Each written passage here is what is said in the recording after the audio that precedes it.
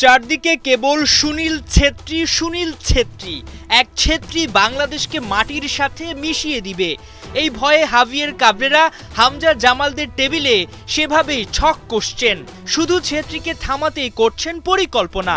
নিশ্চয়ই এমনটা করলে বোকামি ছাড়া কিছুই হবে না, কারণ ভারতীয় দল ছেত্রীকে ফিরিয়ে আনা মানে কেবল তার উপর নির্ভরশীল নয়। হ্যাঁ, এটা সত্য, দলের ব্যালেন্স বাড়াতে তারকা ফুটবলারের অন্তর্ভুক্তি তাদের শক্তিশালী করে তুলবে, কিন্তু তার মানে এটা নয় বাকি ফুটবলাররা দর্শক হয়ে থাকবে। নামে ভারে বাংলাদেশের চাইতে ভারত শক্তিশালী, এটা মানতেই হবে। তবে এটা সত্য, হামজা চৌধুরীর লাল সবুজের হয়ে খেলা নিশ্চয়ই দাদাদের বুকে কাঁপন ধরিয়েছে, কিন্তু তার মানে এই নয় অতি আত্মবিশ্বাসী হয়ে উঠতে হবে। জামাল হামজাদের মোকাবিলা করার আগে ১৯ মার্চ মালদ্বীপের বিপক্ষে ফ্রেন্ডলি ম্যাচ খেলে দি ব্লু টাইগার্সরা, তাতে জেতে ৩-০ গোলে। ওই ম্যাচে যারা গোল করেছেন তাদের দিকে একটু তাকানো যাক, তবে বোঝা যাবে ভারতীয়দের সামলানো কতটা চ্যালেঞ্জ হতে পারে। মালদ্বীপের জালে প্রথম গোলটা করেন রাহুল শঙ্কর ভেকে। বেঙ্গালুরু এফসির এই ডিফেন্ডার আছেন দারুণ ছন্দে।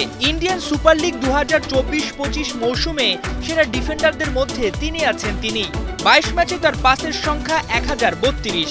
তবে কেবল এই পরিসংখ্যানেই ভেকেকে বিচার করা যাবে না। তার গোটা ক্যারিয়ারে রয়েছে ২৯৪ ম্যাচ খেলার অভিজ্ঞতা, যেখানে গোল সংখ্যা ২০টা।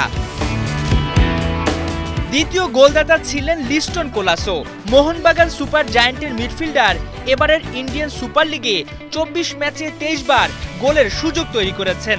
আর তার পুরো ক্যারিয়ারে নজর দিলে দেখা যায় ২৩০ ম্যাচে ৮০ গোলের রেকর্ড। সবশেষ গোলটি করেন সুনীল, যাকে নিয়ে নতুন করে কিছু বলার নাই। তাই একটা ব্যাপার বেশি স্পষ্ট, কেবল ছেত্রী নন, ভারতের সবশেষ ম্যাচের স্কোরারদের দাপট দেখলেই আন্দাজ করা যায় লড়াইটা অত সহজ হবে না। যদিও ভেকে কোলাসো ছাড়া আইএসএল এর টপ পারফর্মারও রয়েছেন ভারতীয় স্কোয়াডে, যা আভাস দিচ্ছে হামজাদের জয় পেতে দিশেহারা অবস্থা তৈরি করবে। হাসান সজীব, ৭১।